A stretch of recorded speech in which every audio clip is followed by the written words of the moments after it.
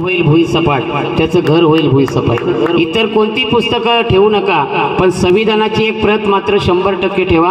अनेक परिशिष्ट आहेत, अनेक कलम आहेत, ज्यांचं वाचन करून आपण जरी वकिलीची परीक्षा पास नाही झालो तर नक्कीच आपण घटनेचा अभ्यास करून एक ॲडव्होकेट म्हणून समाजामध्ये पुढे येऊ शकतो। एक मार्गदर्शक, एक तज्ञ, एक सल्लागार म्हणून खऱ्या अर्थाने आपली भूमिका आपण बजावू शकतो।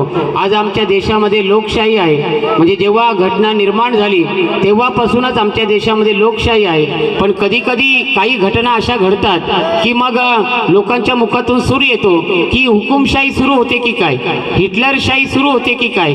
कारण लोकशाही ही सार्वभौम आहे, इथे लोकांचं राज्य आहे, लोकांसाठी लोकांकडून चालवलं जाणारं राज्य म्हणजे लोकशाही। आपल्या माध्यमातूनच आपण लोकप्रतिनिधींची निवड करत असतो आणि मग लोकप्रतिनिधी हे लोकांची कामं करत असतात, लोकांची सेवा करण्याचं काम करत असतात। परंतु ज्याप्रमाणे एखाद्याला आमदार खासदार व्हायचा असेल तर पात्रता असावी लागते, त्याप्रमाणे संबंधित जो लोकप्रतिनिधी आहे तो सुद्धा तसाच पात्र असावा।